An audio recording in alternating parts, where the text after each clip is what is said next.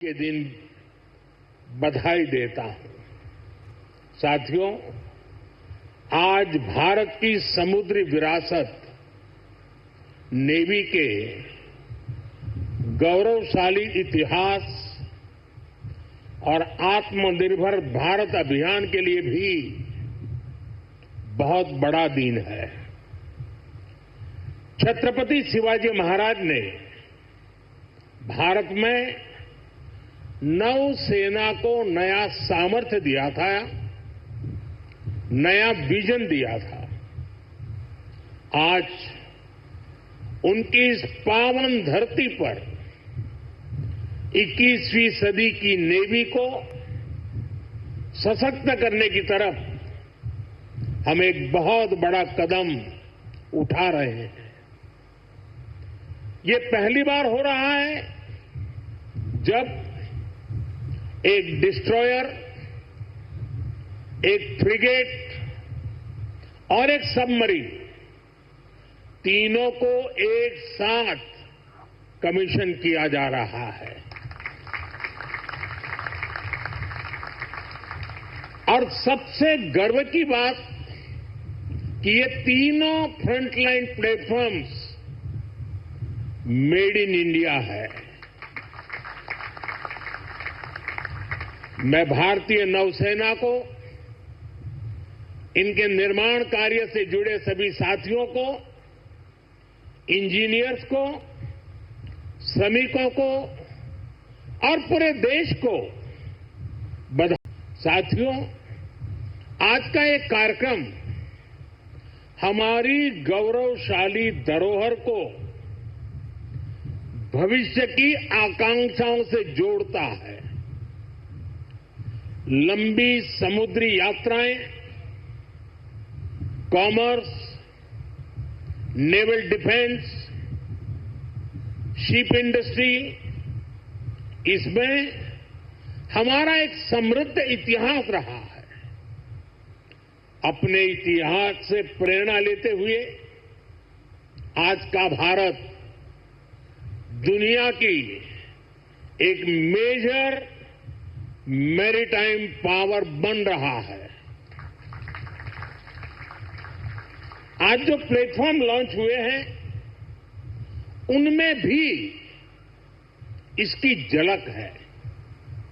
अब जैसे हमारा नीलगिरी चौल वंश के समुद्री सामर्थ्य के प्रति समर्पित है। सूरत वॉरशिप उस कालखंड की याद दिलाता है जब गुजरात के पोर्ट्स के जरिए भारत वेस्ट एशिया से जुड़ा था। इन दिनों ये दोनों शिप्स, इसके साथ आज बागशीर सबमरीन की कमीशनिंग भी हो रही है। कुछ वर्ष पूर्व मुझे P-75 क्लास की पहली सबमरीन कलवरी की कमीशनिंग में शामिल होने का अवसर मिला था। आज मुझे इस क्लास की 6वीं सबमरीन बागशीर को कमीशन करने का सौभाग्य मिला है। ये नए फ्रंटियर प्लेटफॉर्म भारत की सुरक्षा और प्रगति दोनों को नया सामर्थ्य देंगे। साथियों, आज भारत पूरे विश्व और खासकर ग्लोबल साउथ में एक भरोसेमंद और जिम्मेदार साथी के रूप में पहचाना जा रहा है। भारत विस्तारवाद नहीं, भारत विकासवाद की भावना से काम करता है। भारत ने हमेशा ओपन, सिक्योर, इंक्लूसिव और प्रॉस्परस इंडो पैसिफिक रीजन का समर्थन किया है। इसलिए जब समुद्र से सटे देशों के विकास की बात आई तो भारत ने मंत्र दिया सागर। सागर का मतलब है security and growth for all in the region. हम सागर के विजन के साथ आगे बढ़े। जब भारत के सामने G20 की प्रेसिडेंसी संभालने का दायित्व आया तो दुनिया को हमने मंत्र दिया, one earth, one family, one future. जब दुनिया कोरोना से लड़ते हुए पस्त पड़ रही थी तब भारत ने विजन दिया, वन अर्थ, वन हेल्थ। हम पूरे विश्व को अपना परिवार मानकर चलते हैं। हम सबका साथ, सबका विकास, उस सिद्धांत पर विश्वास करने वाले लोग हैं और इसलिए इस पूरे क्षेत्र की रक्षा सुरक्षा भी भारत अपना दायित्व समझता है। साथियों, ग्लोबल सिक्योरिटी, इकोनॉमिक्स और जियो पॉलिटिकल डायनेमिक्स को दिशा देने में भारत जैसे मैरीटाइम नेशन की भूमिका बहुत बड़ी होने वाली है। आर्थिक प्रगति और एनर्जी सिक्योरिटी के लिए ये जरूरी है कि ट्रेडिशनल वाटर्स को प्रोटेक्ट किया जाए, टेरिटोरियल वाटर्स को प्रोटेक्ट किया जाए, फ्रीडम ऑफ नेविगेशन को एंश्योर किया जाए और ट्रेड की सप्लाई लाइन और सी रूट्स सुरक्षित हो। हमें आतंकवाद, हथियारों और ड्रग्स की तस्करी में इस पूरे क्षेत्र को बचाकर रखना है। इसलिए आज जरूरी है कि समुद्र को सेफ और प्रॉस्परस बनाने में हम ग्लोबल पार्टनर बने। हम लॉजिस्टिक की एफिशिएंसी बढ़ाने और शिपिंग इंडस्ट्री के लिए काम करें। हम रेयर मिनरल्स, फिश स्टॉक जैसे ओशन रिसोर्सेज का दुरुपयोग रोकने में और इसे मैनेज करने की कैपेसिटी डेवलप करें। हम न्यू शिपिंग रूट्स और सी लेन्स पर अब कम्युनिकेशन को खोजने में इन्वेस्ट करें। मुझे खुशी है कि आज भारत इस दिशा में लगातार कदम उठा रहा है। भारत पूरे इंडियन ओशन रीजन में फर्स्ट रिस्पॉन्डर भी बनकर उभरा है। बीते कुछ महीनों में ही हमारी नौसेना ने सैकड़ों जानें बचाई हैं। हजारों करोड़ रुपए के नेशनल और इंटरनेशनल कार्गो की सुरक्षा की है। इससे दुनिया का भारत पर भरोसा बढ़ा है, आप सबके कारण बढ़ा है और इसलिए मैं आज आप सबका भी अभिनंदन करता हूं। भारतीय नौसेना, कोस्ट गार्ड, उन पर यह लगातार भरोसा बढ़ता जा रहा है। आज आप ही देख रहे हैं, आसियान हो, ऑस्ट्रेलिया हो, गल्फ हो, अफ्रीका के देश हो, सबके साथ आज भारत का आर्थिक सहयोग लगातार मजबूत हो रहा है। संबंधों की इस मजबूती में इंडियन ओशन रीजन में भारत की उपस्थिति, भारत का सामर्थ्य एक बहुत बड़ा आधार है और इसलिए आज का ये आयोजन सैन्य दृष्टि के साथ ही आर्थिक दृष्टि से भी उतना ही अहम है। साथियों, 21वीं सदी के भारत का सैन्य सामर्थ्य भी अधिक सक्षम हो, आधुनिक हो, ये देश की प्राथमिकताओं में से एक है। जल हो, थल हो, नभ हो, डीप सी हो या फिर असीम अंतरिक्ष, हर जगह भारत अपने हितों को सुरक्षित कर रहा है। इसके लिए निरंतर रिफॉर्म्स किए जा रहे हैं। चीफ ऑफ डिफेंस स्टाफ का गठन ऐसा ही एक रिफॉर्म है। हमारी सेनाएं और अधिक एफिशिएंट हो, इसके लिए थिएटर कमांड की दिशा में भी भारत आगे बढ़ रहा है। साथियों, पिछले 10 साल में जिस तरह भारत की तीनों सेनाओं ने आत्मनिर्भरता के मंत्र को अपनाया है, वो बहुत ही सराहनीय है। संकट के समय दूसरे देशों पर भारत की निर्भरता कम से कम हो, इस गंभीरता को समझते हुए आप सभी इस काम को आगे बढ़ा रहे हैं, नेतृत्व दे रहे हैं। हमारी सेनाओं ने 5,000 से ज्यादा ऐसे साजो सामान और उपकरणों की लिस्ट तैयार की है जो अब वो विदेशों से नहीं मंगाएगी। जब भारत का सैनिक भारत में बने साजो सामान आगे बढ़ता है तो उसका आत्मविश्वास भी कुछ अलग ही होता है।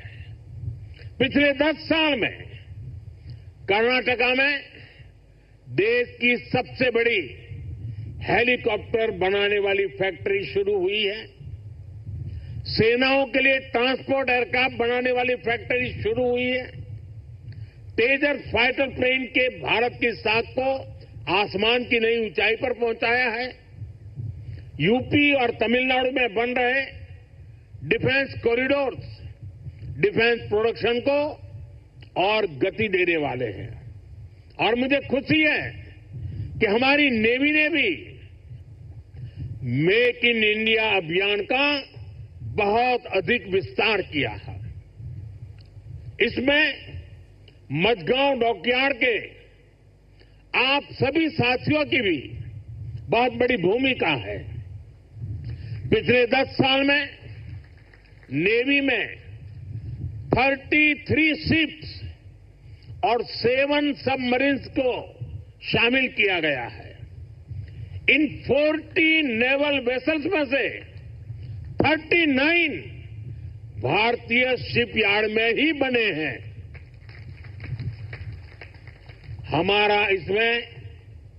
हमारा भव्य विराट आईएनएस विक्रांत एयरक्राफ्ट कैरियर और आईएनएस अरिहंत और आईएनएस अरिघात जैसी न्यूक्लियर सबमरीन भी शामिल है।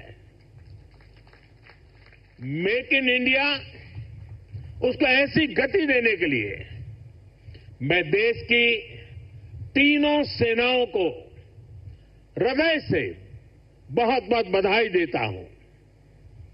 आज भारत का डिफेंस प्रोडक्शन 1.25 लाख करोड़ रुपए से ज्यादा हो चुका है। हम 100 से ज्यादा देशों को डिफेंस इक्विपमेंट एक्सपोर्ट कर रहे हैं। मुझे विश्वास है आपके सहयोग से आज भारत तेजी से अपने डिफेंस सेक्टर का कायाकल्प करके दिखाएगा।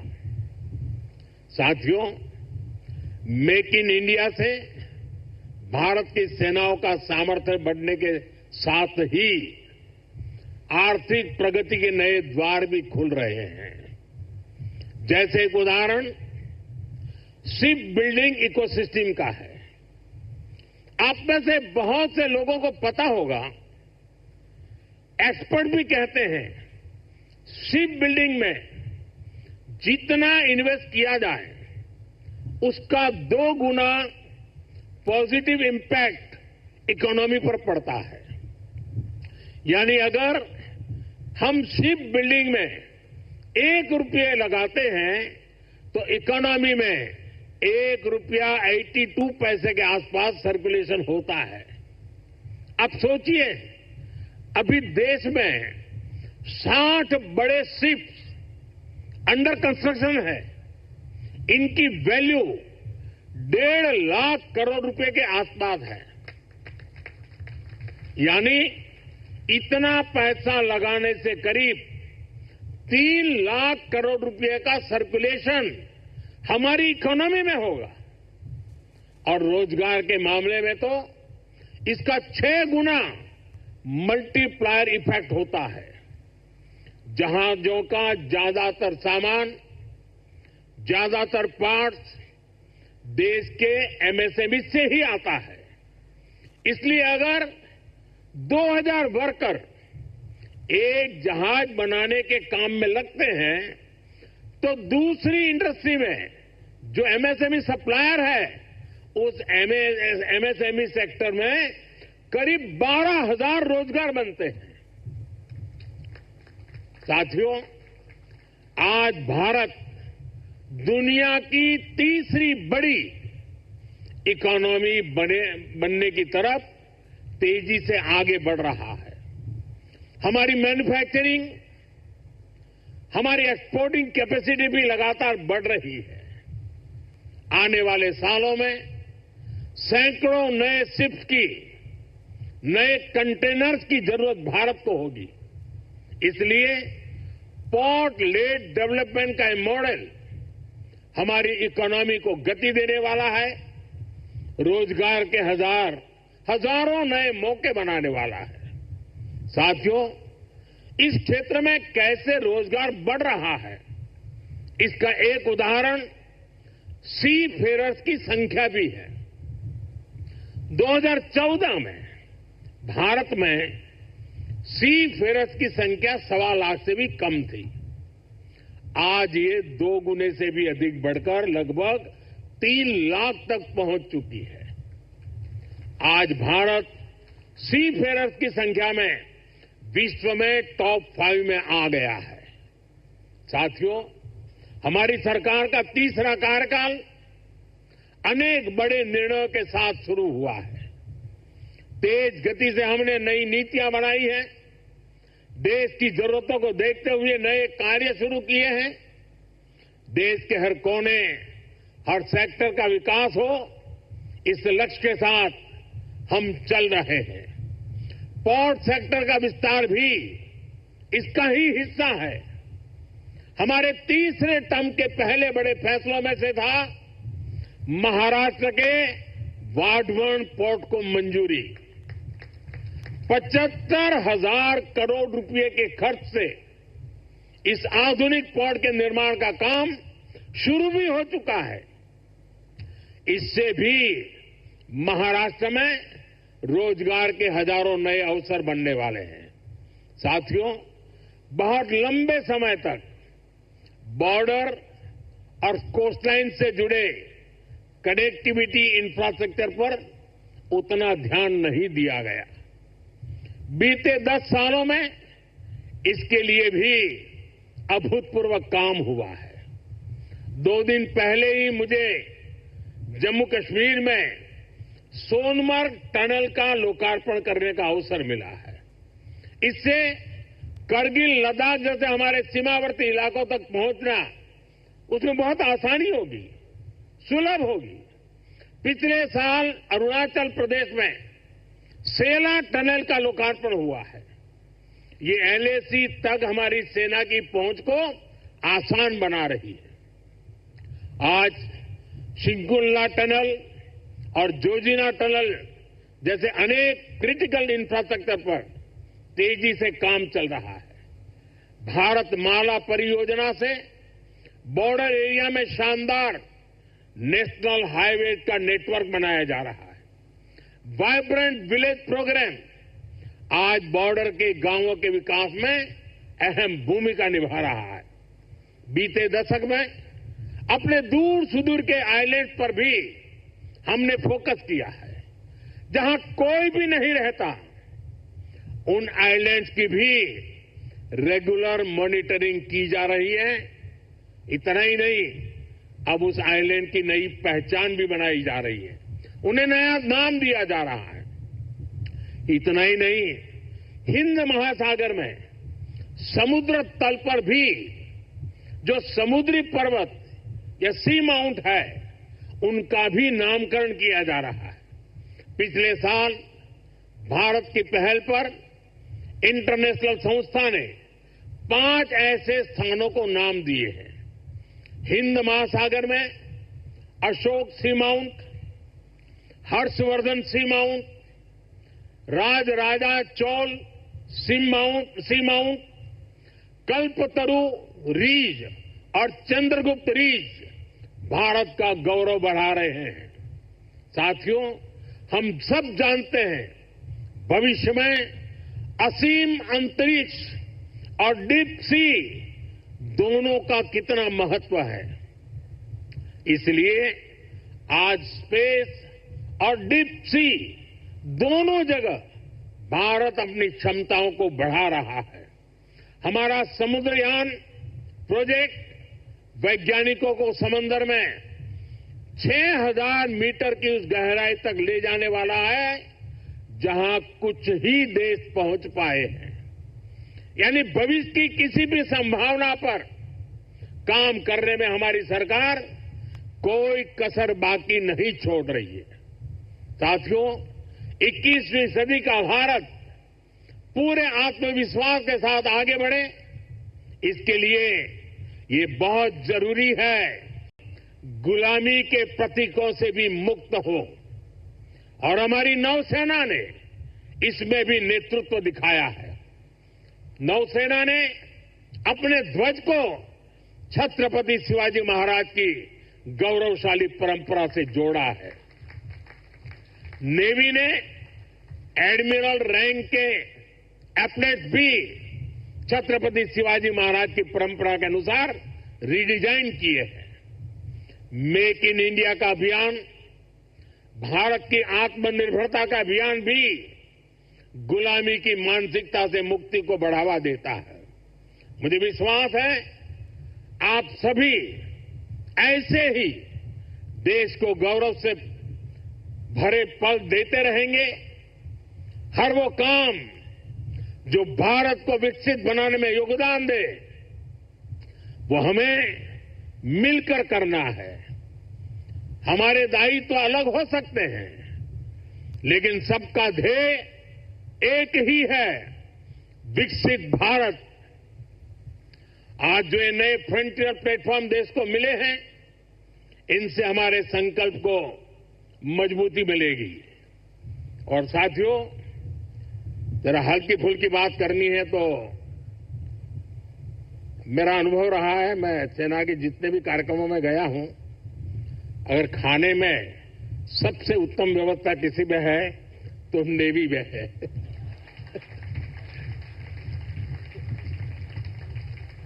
विविधताओं से भरपूर।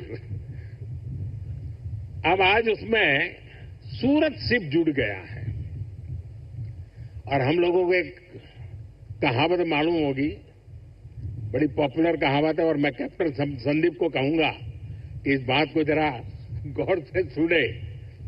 वो कहावत है, सूरत का जमण और काशी का मरण। यानी सूरत का जो भोजन होता है वो उतना ही महान होता है, श्रेष्ठ होता है। अब जब सूरत लॉन्च हो रहा है तो मुझे विश्वास है कैप्टन संदीप सुरती खाना भी लोगों को खिलाएंगे। साथियों, ये बहुत ही उत्तम अवसर है। पूरा देश आपको शुभकामनाएं दे रहा है, पूरा देश गौरव से भर रहा है। और इसीलिए एक नए विश्वास के साथ, नए उमंग और उत्साह के साथ, नए संकल्प के साथ विकसित भारत के संकल्प को पूर्ण करने के लिए हम पूरे सामर्थ्य से जुड़े। आज के इस अवसर पर इन तीनों महत्वपूर्ण कदम के लिए, महत्वपूर्ण सौगात के लिए आप सबको बधाई देते हुए मैं मेरी वाणी को विराम देता हूं। आप सबको बहुत बहुत शुभकामनाएं। पूरी ताकत से मेरे साथ बोलिए भारत माता की। कम से कम इस कार्यक्रम में वो आवाज सबसे ज्यादा गूंजनी चाहिए। भारत माता की, भारत माता की, भारत माता की। बहुत बहुत धन्यवाद।